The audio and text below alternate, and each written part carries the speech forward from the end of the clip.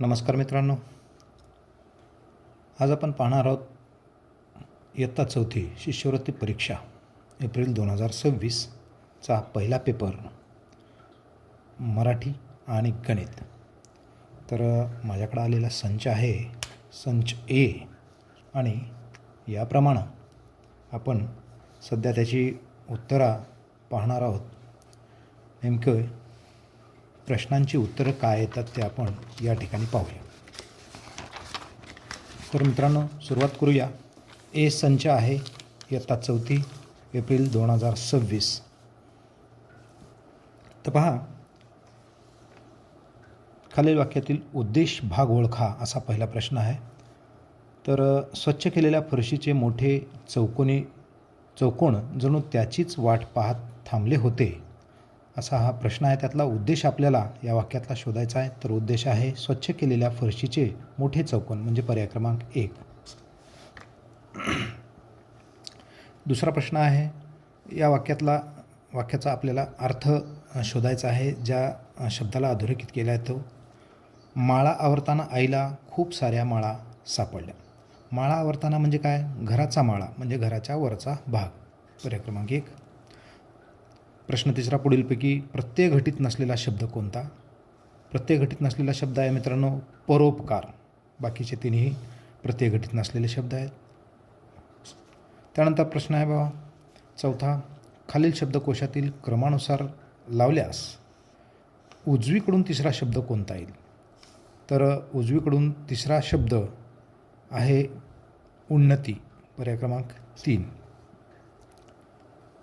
पुढीलपैकी व्यक्ती आणि किताब यांची चुकीची जोडी कोणती? तर चुकीची जोडी आहे सेनानायक बापट, ही चुकीची जोडी आहे मित्रांनो. त्यानंतर खालील वाक्यातील क्रियापद ओळखा. पकडापकडी खेळता खेळता सगळ्या बिया जातील वाया. तर या ठिकाणी जातील हा शब्द क्रियापद म्हणून आलेला आहे. थोडासा अवघड प्रश्न आहे. जातील हे क्रियापद येईल. 7वा प्रश्न आहे, पुढीलपैकी जोडशब्द नसलेला पर्याय कोणता? तर जोडशब्द नसलेला शब्द आहे सांजवात, पर्याय क्रमांक 2. पुढीलपैकी विरुद्ध अर्थाच्या शब्दाची योग्य जोडीचा पर्याय निवडायचा आहे. तर योग्य जोडी आहे विलंब आणि त्याच्या उलट होतं घाई, म्हणजे हा योग्य जोडीचा पर्याय आहे, पर्याय क्रमांक 3. प्रश्न 9वा आहे, खालील वाक्यातील नामांची संख्या ओळखा. तर यामध्ये शेतात होती सूर्यफुले, तर यात नावं आहेत 2, पर्याय क्रमांक 1. प्रश्न 10वा आहे, एकवचन अनेक वचन यांची अयोग्य जोडी कोणती? चूक चुकी ही अयोग्य जोडी आहे, पर्याय क्रमांक 3. 11वा प्रश्न, ज प व क मा न या अक्षरांपासून तयार होणाऱ्या अर्थपूर्ण शब्दातील कोणत्या क्रमांकाची अक्षर घेतल्यास भार या अर्थाचा शब्द तयार होईल?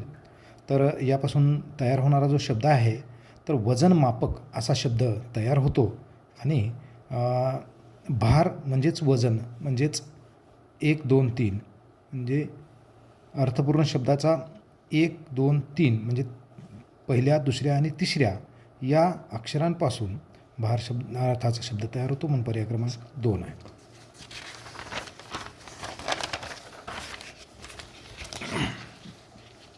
बारावा प्रश्न आहे, अल्पबुद्धी असलेली व्यक्ती अतिबडाया मारते, म्हणजेच उथळ पाण्याला खळखळाट फार, पर्याय क्रमांक 3.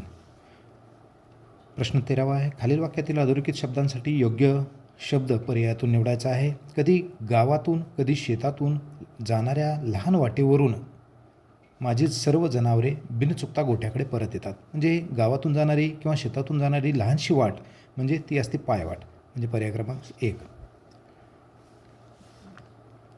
त्यानंतर पहा, खालील वाक्याचा अर्थ पूर्ण करणाऱ्या योग्य वाक्प्रचाराचा पर्याय निवडायचा आहे. तर अपघातग्रस्त, मित्रांनो या ठिकाणी मार्करने डबल उमटत आहे, त्यामुळं पेनने आपण याला मार्क करूया.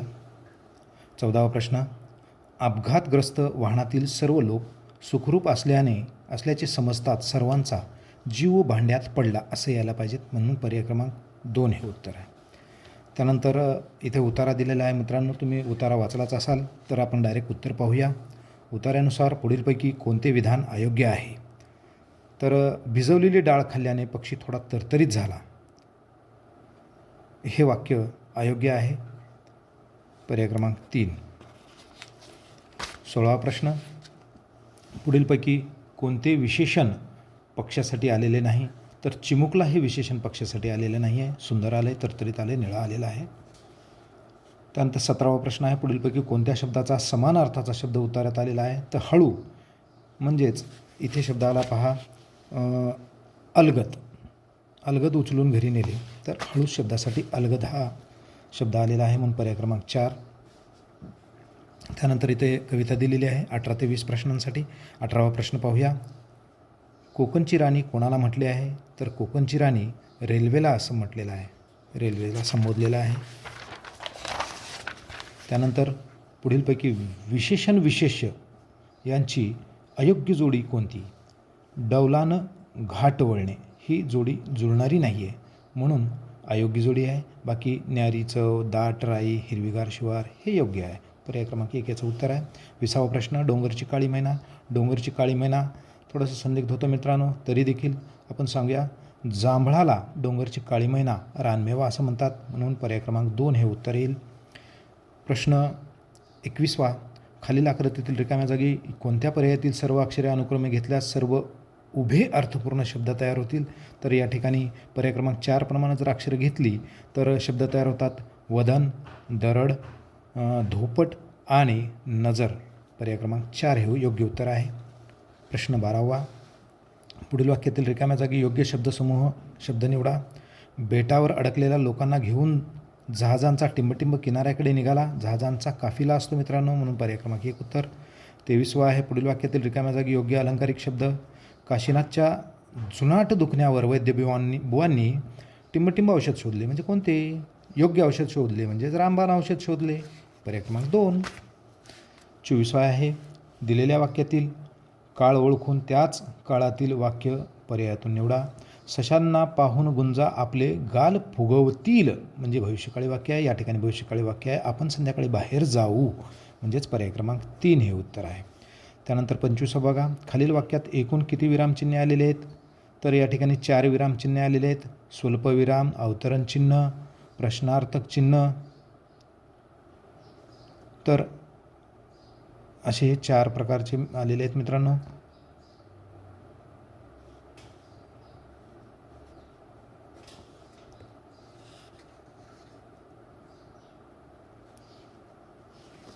यानंतर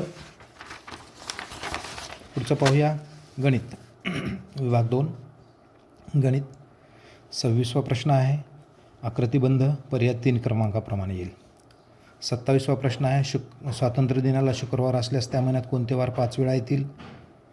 तर 31 दिवसाचा महिना आहे. 29 तारखेचा, 30 तारखेचा आणि 31 तारखेचा वार 5 वेळा येतो. शुक्रवार, शनिवार आणि रविवार. पर्याय क्रमांक 4. खालील संख्या उतरता क्रमाने लिहिल्या असता शेवटून दुसरी संख्या कोणती येईल? 40,504 ही संख्या दुसऱ्यांदा येईल पर्याय क्रमांक 1 प्रमाणे. 29वा प्रश्न. कुर्ती शिवण्यासाठी सलमाला 2.5 मीटर आणि तिच्या बहिणीला प्रत्येकी 1.5 मीटर कापड लागले. 10 मीटर ताग्यामधून तिघींचं कापड वजा केल्यानंतर किती कापड शिल्लक राहिलं? तर 4.5 मीटर शिल्लक राहील. 5.5 मीटर वापरात येईल. पर्याय क्रमांक 2.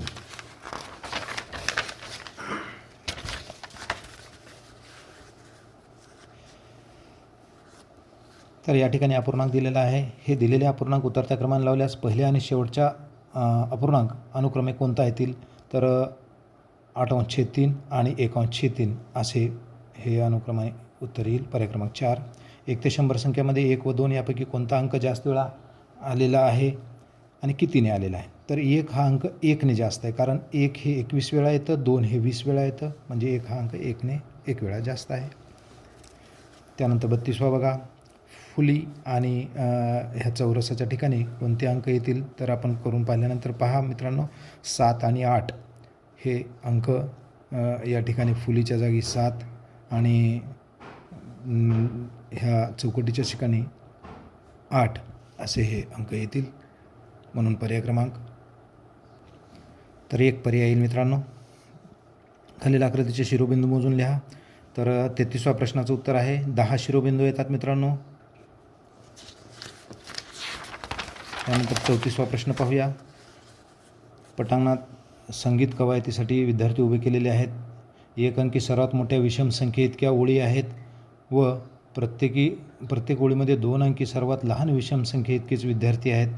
तर एकूण किती विद्यार्थी कवायतीसाठी उभे केलेले आहेत? सोपं आहे मित्रांनो. एक अंकी सर्वात मोठी विषम संख्या आहे 9 आणि 2 अंकी सर्वात लहान विषम संख्या आहे 11. 11 9 99 असं उत्तर येतं. पर्याय क्रमांक 1. वर्तुळाला किती सममिती अक्ष काढता येतात? मित्रांनो, केंद्रबिंदू मधून जाणारे हे सममिती अक्ष असतील. अनेक अनंत रेषा काढता येतात, त्यामुळं असंख्य असं उत्तर येईल. 36वा प्रश्न पहा मित्रांनो. जोसेफने एका पेटीमध्ये 18 आंबे याप्रमाणे 12 पेट्या भरल्या असता 5 आंबे शिल्लक राहतात. तर जोसेफकडे किती आंबे होते? दोन्हीचा गुणाकार करा. 18 × 12 आणि त्याचा 5 अधिक करा. 221 येईल मित्रांनो. पर्याय क्रमांक 2.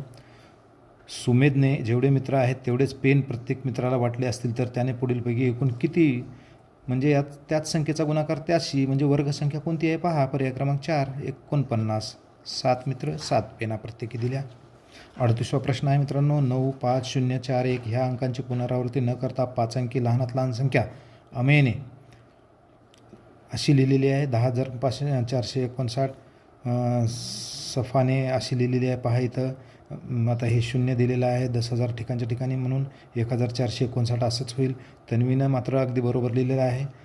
95,410 ही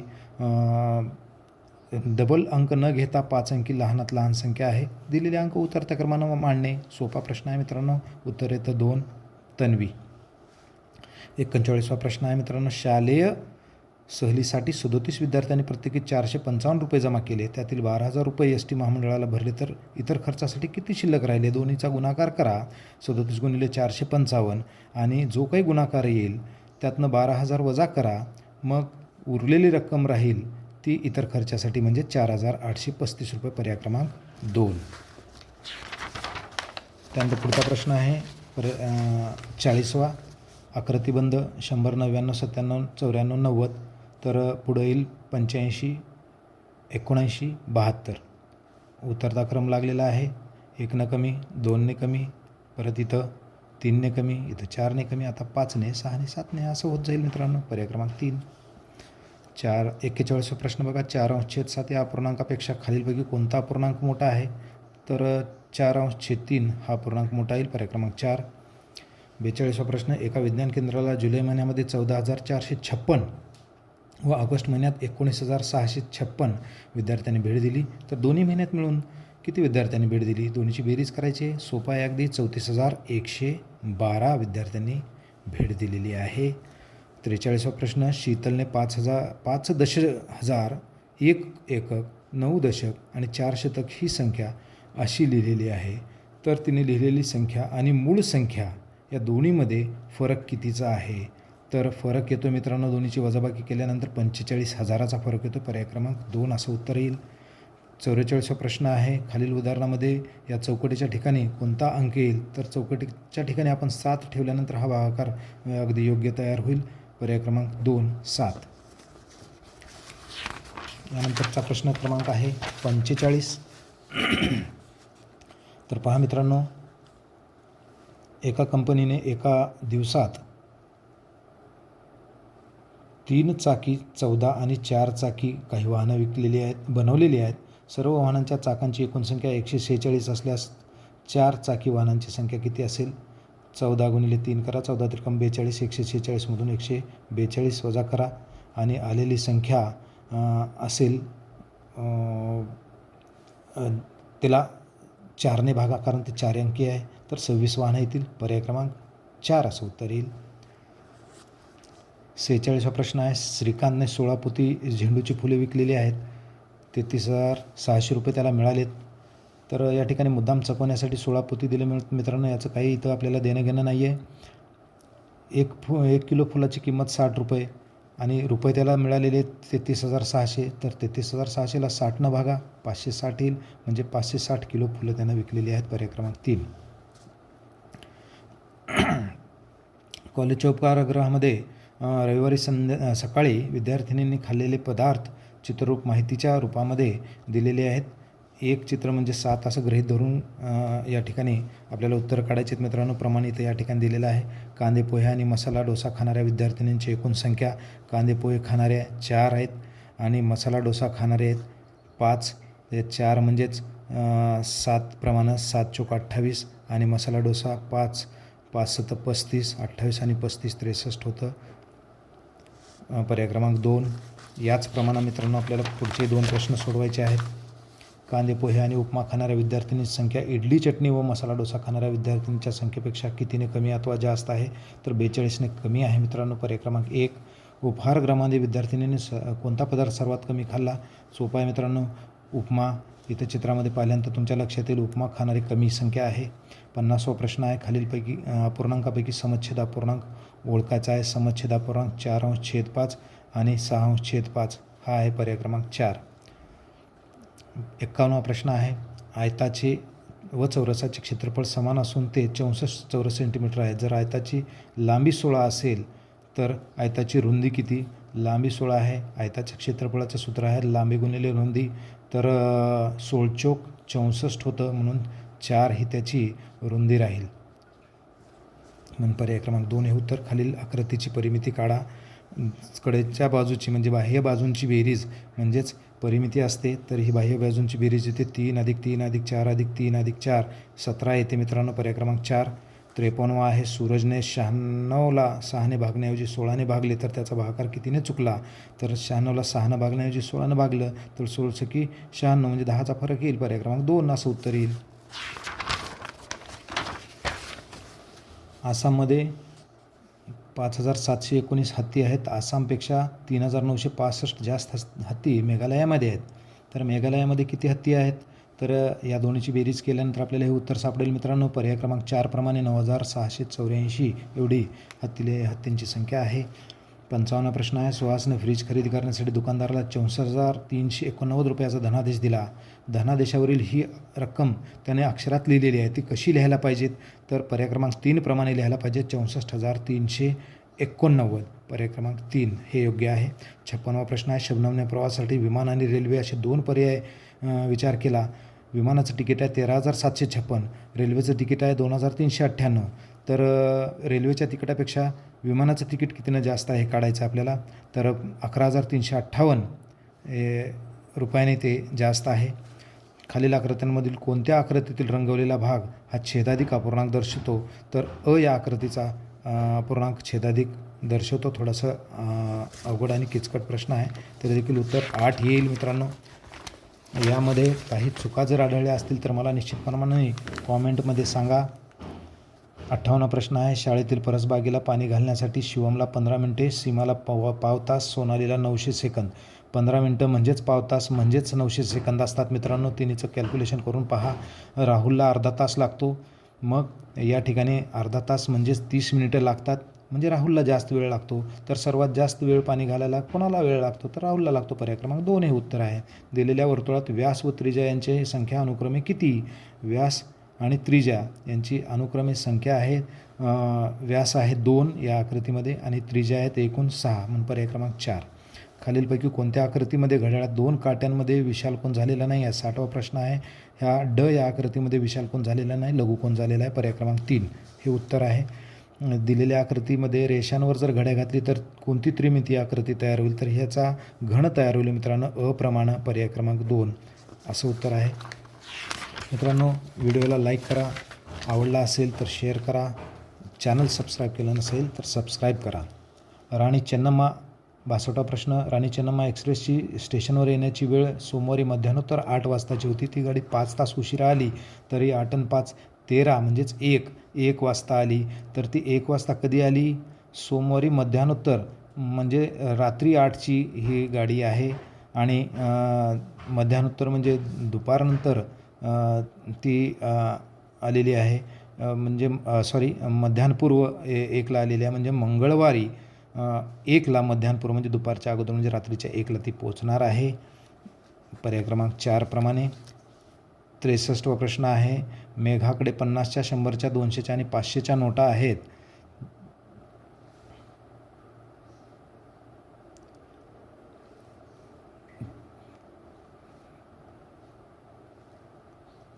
तर एक मिनिट.